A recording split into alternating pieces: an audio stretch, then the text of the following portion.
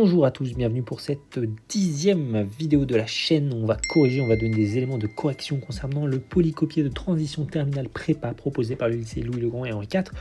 Aujourd'hui, on s'attaque à une vidéo, encore une fois un exercice qui est assez compliqué, qui va faire intervenir la suite de Fibonacci. Alors la suite de Fibonacci, c'est une suite de nombres qu'on retrouve surtout en physique, oui, si on le retrouve en physique, en astronomie, mais on peut aussi le retrouver dans des œuvres artistiques, culturelles, telles que l'homme de Vitruve, proposé par Léonard de Vinci, ou bien encore sur le logo de National Geographic, ouais, cette chaîne TV que vous connaissez tous. Et bien, en effet, le rapport du rectangle jaune là, que vous voyez sur la chaîne, ce rapport-là, il donne le nombre d'or, qui est ce nombre ici. Le rapport entre la longueur et la largeur du rectangle de cette chaîne, c'est égal à ce rapport-là qu'on retrouve ici dans notre formule. Donc là, Fn, c'est la suite de Fibonacci, qui est définie par Fn plus 2 égale la somme des termes d'avant. En fait, un terme, c'est égal à la somme des deux d'avant pour la suite de Fibonacci. Et on peut trouver une relation explicite faisant apparaître justement ce nombre d'or. Et vous avez sûrement vu cette figure en forme d'escargot qui fait intervenir aussi les dimensions, donc tout ce qui est en rapport avec le nombre d'or. Mais bref, c'est pas ce qui nous intéresse ici. On s'intéresse à une suite auxiliaire faisant apparaître la suite de Fibonacci. Et nous, on veut connaître cette suite parfaitement. On veut connaître son comportement, on veut connaître ses valeurs pour tout entier naturel n. Et donc c'est parti, on va calculer les premiers termes, c'est notre première question. Et on doit deviner une formule donnant delta n, ça vient un delta en grec, delta n, et démontrer cette formule par récurrence. C'est parti, on va d'abord calculer les premiers termes, mais avant ça, calculer les premiers termes évidemment de la suite de Fibonacci, sinon on ne peut pas calculer les premiers termes de notre suite. Voilà, alors je l'ai mis en sorte, entre guillemets, avant le début de l'exercice. On va calculer les premiers termes de notre suite de Fibonacci, qui se définit, je le rappelle, comme la somme des deux termes d'avant. Si je veux calculer F2, je ferai F1 plus F0. C'est la somme des deux termes d'avant, donc là c'est 0 plus 1, ça fait 1. Si je veux calculer F3, je vais aller jusqu'à F5, je pense. Ça va faire F2 plus F1, vous avez compris la logique, donc ça fait 1 plus 1, ça fait 2. Si je veux calculer F4, ça va être F3 plus F2, ça va être 2 plus 1, ça va être 3. Si je veux calculer F5 enfin, je vais calculer 3 plus 2, donc F4 plus F3, ça va me faire du 5. Ok. Maintenant, on va calculer donc les premiers termes de notre suite qui nous intéresse, qui est le delta n, le fameux. Et donc c'est parti. Voilà, donc là j'ai mis delta 0, delta 1, delta 2, on va les calculer, c'est parti. Delta 0 par définition ça va être f0 fois f2 moins f1 au carré. Là je me suis aidé de la relation de récurrence qu'on voit juste ici, voilà. Tac, f0, f2 moins f1 carré. F0 on a dit que c'était 0, donc tout ce terme là va faire 0 dans tous les cas. Donc ça va faire moins f1 carré c'est 1, donc ça fait moins 1 cette histoire. Ensuite, du coup, delta 1, ça va être quoi? Ça va être F1, F3 moins F2 carré. Si je m'utilise, bien sûr, si je m'aide tout de suite de ma relation de récurrence. Vous pouvez le constater, en fait, j'ai juste fait du plus 1 à chaque indice par rapport à delta 0, c'est assez logique. F1, ça va être du 1. F3, on a dit que c'était 2, donc ça me fait du 2 moins F2 au carré. F2, c'est du 1. Donc 1 au carré, donc 2 moins 1, ça fait 1. Ensuite, delta 2, ça va être, bien sûr, j'augmente d'un indice à chaque fois, F2, F4 moins F3 carré. F2, ça fait du 1. F4, ça fait du 3. Donc ça va faire du 3 moins F3, c'est 2. 2 au carré, ça fait moins 1. 3 moins 4. Et là, on voit le pattern. On peut déjà le voir d'ici. Si vous voulez, vous pouvez calculer les termes d'après, mais on voit que ça fait du moins 1. 1, moins 1. Sûrement après, ça me fera du 1, moins 1, etc. Donc ça me fait un délire en fait assez simple pour une relation pour une formule qui est assez dégueu quand même.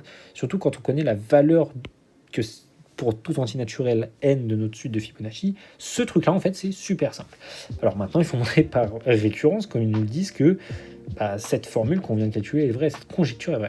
Ok, alors je vous ai remarqué du coup le début de la récurrence, à chaque fois je fais ça pour gagner notamment du temps. Nous on veut montrer que pour tout n entier naturel, donc le delta n c'était moins 1 puissance n plus 1. Donc en fait, par exemple si j'ai l'important en fait c'est que par exemple pour delta 0, j'aurais du moins 1. Donc j'aurais moins 1 puissance 1, vous voyez. Delta 1, j'aurais 1. Donc delta 1, j'aurais 1 puissance 2, quoi, ou 1 puissance 0. En gros, j'aurais des puissances paires. Si j'ai des indices impairs, j'aurais des puissances paires de 1. Parce que rappelez-vous, si je fais du moins 1 puissance un nombre pair, ça me fera 1. Voilà, moins 1 au carré, ça fait 1. Moins 1 puissance 4, ça fait quoi? Ça fait moins 1 au carré, encore au carré, donc ça fait 1 au carré, ça fait 1. Bref, quand moins 1 est élevé à des puissances à pair, ça nous donne du moins 1. Quand moins 1 est élevé à des puissances paires, ça donne 1. Donc c'est pour ça que là, je mets bien un n plus 1, parce que comme ça, quand mon indice ici est pair, et ben, j'aurai bien un résultat en moins 1, comme j'ai ici, hein, delta 2, c'est moins 1. Et à l'inverse, quand j'ai un indice impair, et bien, j'aurai bien un résultat qui sera égal à 1. Par exemple, si delta 1, ça va être moins 1 puissance 1 plus 1, donc 2, donc ça va faire 1. Donc là, j'ai bien du 1. Donc cette formule marche bien. Ok, donc l'initialisation, toujours la même chose. On calcule notre terme à l'aide de notre relation d'une part et à l'aide de notre formule qu'on a conjecturée d'autre part. Ça nous donne la même chose, donc c'est bon, c'est initialisé. Donc c'est carré. Et d'ailleurs, il me semble qu'on va utiliser la récurrence forte. Donc je vais quand même le mettre. Voilà, je crois que c'est de la récurrence forte, donc rappelez-vous, la rédaction est différente. Hein. Je dis que ma propriété elle est vraie jusqu'à un certain rang n appartenant à n étoile. Alors j'ai mis n étoile, vous verrez aussi pourquoi. Ma propriété est élevée pour n égale 0, donc il n'y a pas de souci. Hein. N égale 1 et 2 aussi si on veut le montrer. Donc il n'y a pas de souci, c'est vraiment juste comme ça. Et donc voilà. Maintenant, nous, on veut montrer, bien sûr, on suppose qu'une propriété est vraie jusqu'à un certain rang n. C'est-à-dire que, bon, là, c'est vrai que j'ai mis en particulier mon hypothèse au rang n. Hein. C'est-à-dire que si delta n, c'est moins 1 puissance n plus 1, et nous, on va montrer que notre propriété elle est vraie au rang d'après. Donc, si delta n plus 1, pardon, c'est moins 1 puissance n plus 2. Ok, comment on fait ça? Bah, toujours pareil, on va garder la même méthode. On va écrire le delta n plus 1. Ok, alors je vous ai remis la formule juste de delta n pour qu'on s'y voit plus clair ici. Hein. Donc si je remplace n par n plus 1 à gauche, j'aurai bien cette expression pour delta n plus 1, l'indice n plus 1. Maintenant, qu'est-ce que je veux faire? Souvent dans les récurrences que je vous ai montré dans les exos d'avant, on essaye de se ramener justement à delta n, à partir de delta n plus 1.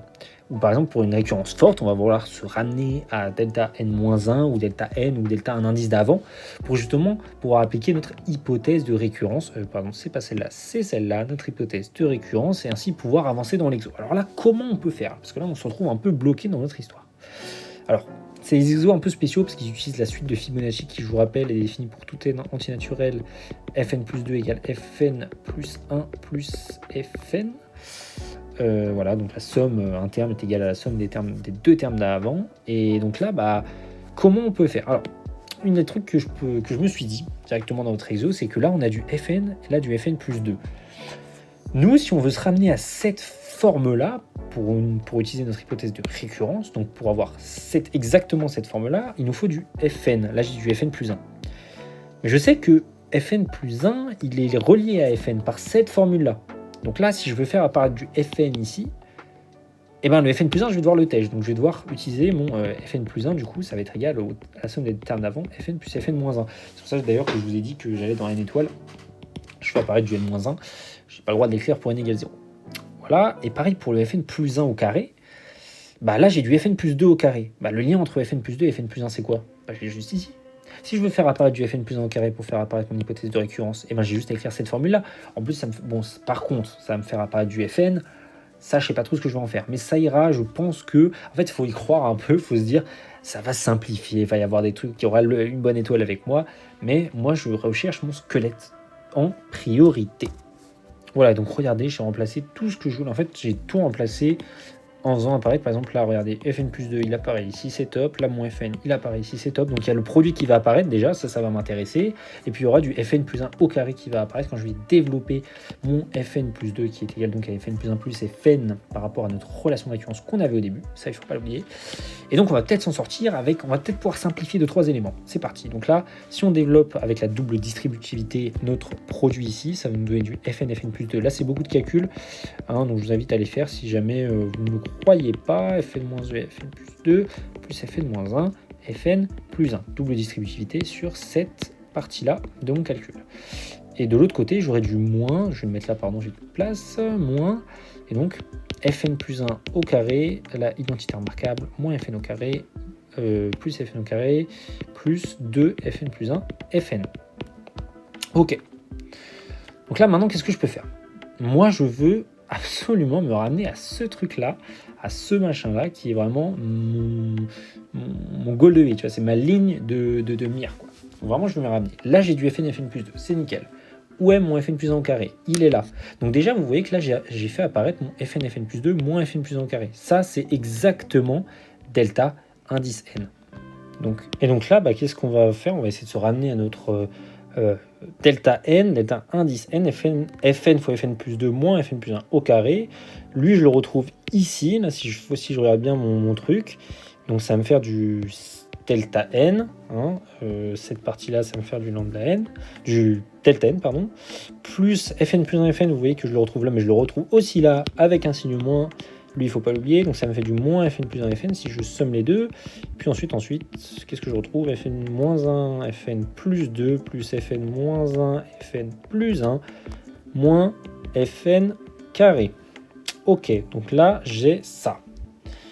Ok. Alors là, on va remarquer un truc un peu plus tricky. Moi, je veux simplifier ces histoires-là. Parce que c'est ça vraiment qui m'embête là dans mes formules de récurrence. Et là, qu'est-ce que je remarque? Il faut voir un truc assez tricky. Moi, je veux simplifier ça. Enfin, je veux pas simplifier ça, je veux simplifier tout ça. Ok, mais j'ai pris une récurrence forte, rappelez-vous. Une récurrence forte, de toute façon, parce que j'ai des termes qui font apparaître du n plus 2, du n plus 1, etc. Et là, en fait, si je regarde, c'est un peu le truc à voir. Parce que là, j'ai beaucoup de termes, je ne vais pas m'en sortir sûrement en faisant des factorisations, des trucs compliqués. Par contre, si je regarde delta n-1, qu'est-ce que ça va être? Ça va être fn-1, fn plus 1 moins fn carré. Est-ce que par hasard, on n'aurait pas ce truc-là? Mais oui, il est juste là, regardez. C'est delta indice n-1. Et qu'est-ce qui est encore plus beau? C'est qu'en fait, ce terme-là et ce terme-là, pardon, il n'y a pas de carré, ils vont s'annuler.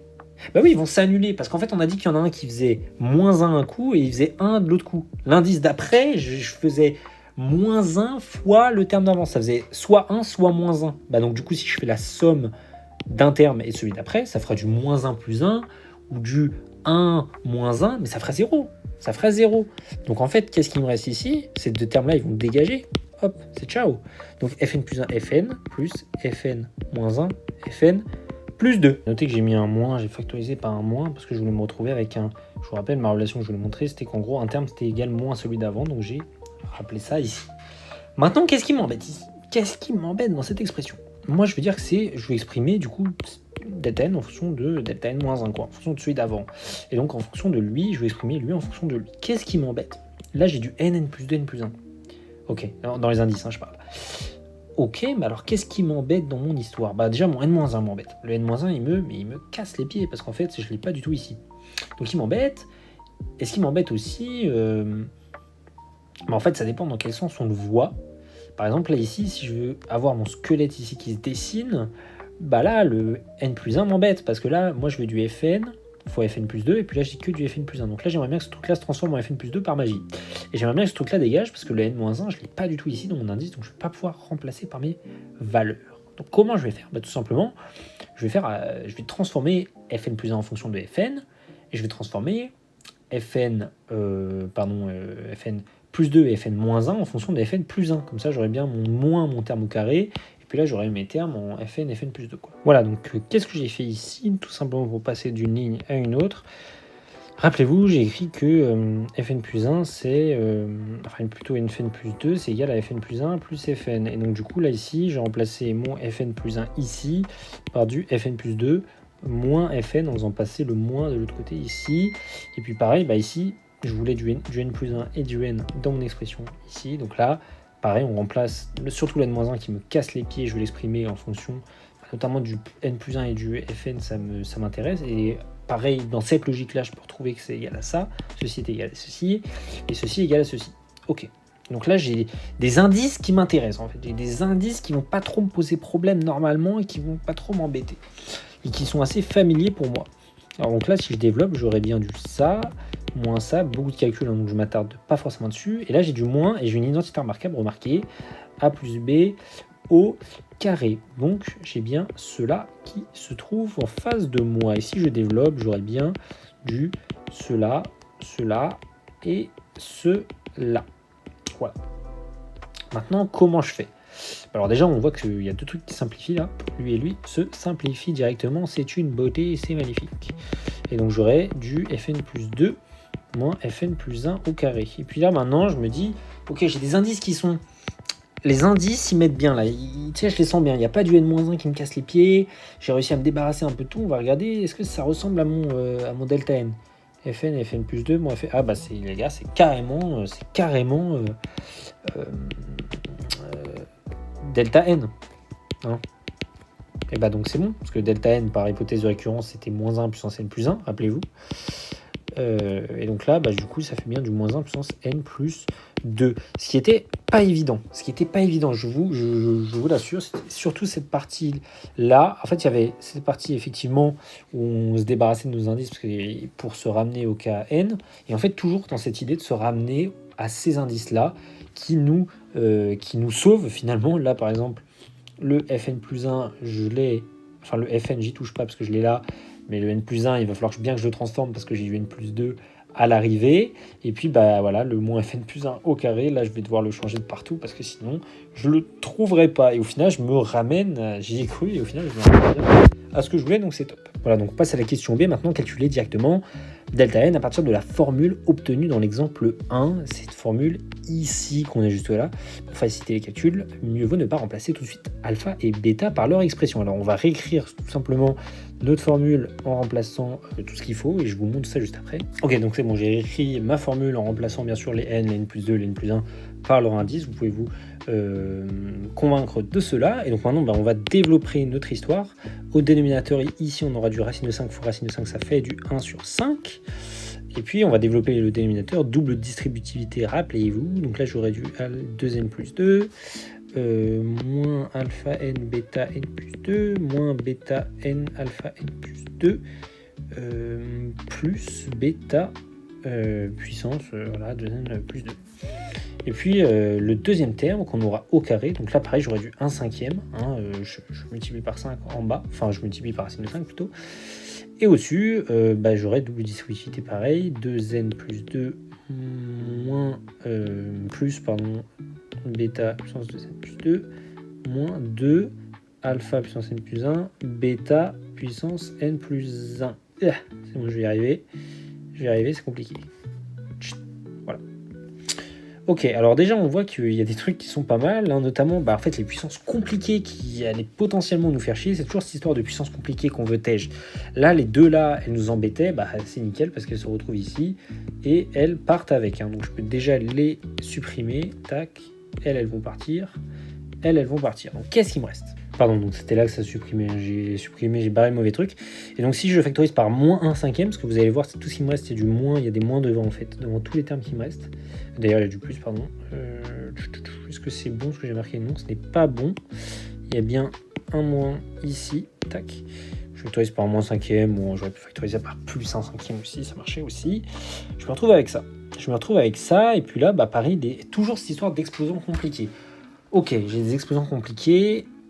Comment je fais pour m'en débarrasser ? Là, ça a l'air compliqué, hein, parce que là, j'ai des exposants partout. Je cherche une factorisation, je trouve pas un truc facile, même avec des identités remarquables. Comment je peux faire ? Et là, je vais utiliser un truc qui est magique et qui marche seulement avec les suites de Fibonacci. En fait, alpha et bêta, c'est les solutions de l'équation x carré moins x moins 1 égale 0. Ok. Et ça, rappelez-vous votre cours sur les trinômes. J'ai des produits. En fait, là, j'ai des produits de alpha, donc alpha et bêta solution de ça, et donc là j'ai des produits de ces racines finalement, parce que alpha et bêta c'est les solutions, donc j'ai des produits de racines d'un trinôme. Est-ce que ça vous rappelle pas quelque chose si je fais le produit alpha bêta, hein, si je fais le produit de deux racines, même dans le cas général x1 x2, deux racines d'un trinôme du second degré, et x1, x2, le produit ça va être égal à c sur a entre guillemets, hein, si j'ai un truc de la forme ax carré plus bx plus c avec tout le monde différent de 0, a, b, c, comme ça c'est plus simple. Et donc là, dans notre cas, du coup, alpha fois bêta, ça va être égal à c sur a, ça va être égal à moins 1 sur 1, quoi. Donc, ça va être égal à moins 1. Donc super pratique là, cette formule. Alors vous allez me dire comment je sors ça. Et là pareil, je vous ai un peu donné l'idée. On a des puissances dégueulasses, mais on a des produits de trucs de alpha bêta. L'alpha bêta, si en fait il faut vraiment avoir ce truc là, que c'est des solutions de cette équation là. Mais je vous avoue que là c'est pas forcément le plus intuitif et c'est pas forcément quelque chose que vous allez retrouver pas mal en sup, de ces propriétés là. Enfin en tout cas au sein d'un exercice peut-être il faudra y penser, hein, mais justement il faut se rappeler bien de quoi correspond à quoi. Là, on a beaucoup d'infos. C'est vrai qu'on nous donne plein de trucs concernant la suite de Fibonacci. Mais voilà, c'est des trucs qui sont à prendre en compte si on est bloqué sur des situations de trinôme, etc. et de ces solutions-là. Et donc, alpha bêta, c'est égal à -1. Et donc, je vais faire apparaître du alpha bêta partout pour avoir le maximum de simplification. Regardez, lui, par exemple, alpha n fois bêta n plus 2. C'est comme si je faisais alpha bêta puissance n fois, il me reste du bêta. Il me reste du bêta au carré, lui, je le laisse. Lui, pareil, je peux le factoriser comme ça. Hop, nickel. Et lui, pareil, lui c'est bonheur, parce que là, lui, c'est carrément alpha bêta puissance n plus 1. Et donc là, mon alpha bêta, je peux le remplacer par du -1. -1 puissance n, du coup, fois bêta au carré ici. Là, j'aurais du -1 puissance n aussi alpha au carré. Et puis là, j'aurais du -2 fois -1 puissance n plus 1. Et puis voilà, quoi. Que demande le peuple? Ok, donc là j'ai factorisé par -1 puissance n, je ne sais pas si ça se voit, j'ai factorisé tout ce que j'avais dedans par -1 puissance n, et vu que j'avais déjà un -1, ça fera du -1 puissance n plus 1 devant. Et puis là maintenant il me reste ça. Et puis là je me dis, mais purée, ça va jamais s'arrêter. Qu'est-ce que je fais de ce bazar? J'ai du bêta carré plus alpha carré plus 2, mais qu'est-ce que je fais de ce bazar? Et ben, en fait, là il faut encore voir un truc. Et là, c'est encore plus compliqué, parce que c'est ce que je vous avais dit dans un autre exo, où il faut voir les trucs dans les deux sens. Mais là, le plus 2, c'est comme si je faisais -2 fois alpha bêta. Parce que alpha bêta, c'est égal à -1. Donc là, entre écrire plus 2 et -2 fois alpha bêta, sachant qu'alpha bêta est égal à -1, ça revient à la même chose. Mais en fait, pourquoi ça m'aide de faire ça? Mais c'est super pratique, parce que j'avais le début d'une identité remarquable avec ce truc-là, à factoriser. Et puis là, grâce à ça, ça va être super pratique parce que je vais pouvoir écrire que ça c'est alpha moins bêta au carré.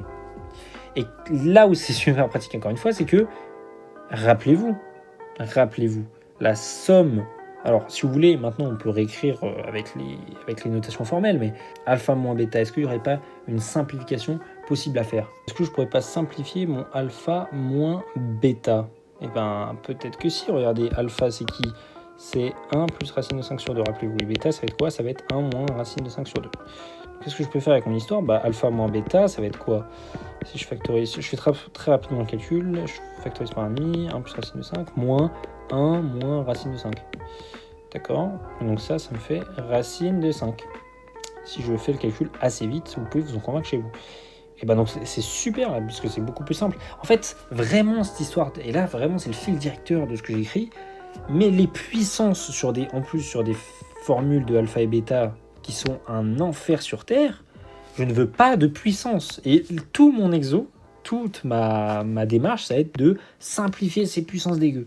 Simplifier. Même là, j'ai du carré, c'est dégueu. Après, là, si vous voulez, on peut calculer à la main, mais voilà. Et là, plus de puissance, mais c'est bon, là, on peut calculer, c'est à la mano, ça se fait bien. Ok. Je peux mettre un or si vous voulez, donc... delta, je vais calculer quoi? Delta n, il me semble que c'est delta n, ça va être du -1 puissance n plus 1 fois 1 cinquième fois, et là c'est alpha moins bêta, c'était du racine de 5 au carré, donc ça me fait bien du 5, et donc je retrouve bien du -1 puissance n plus 1 fois 5 sur 5, donc -1 puissance n plus 1. Waouh! Et je retrouve bien donc du coup la formule que j'avais, que je voulais démontrer par récurrence ici, là, delta n, c'est -1 puissance n plus 1. Ok, alors... beaucoup de choses à retenir dans cet exo qui était vraiment pas simple. Je trouve que c'est le plus dur qu'on ait fait jusque-là. Plusieurs choses à retenir. Première chose, dans notre récurrence, se virer. En fait, on sait que le squelette est toujours notre principal allié, c'est le squelette. Et moi, je ne veux pas des indices bizarres, style N+3, là, qui est absolument affreux. Donc voilà, je me ramène, je fais tout ce qu'il faut pour arriver à mon squelette. J'arrive à mon squelette à la fin.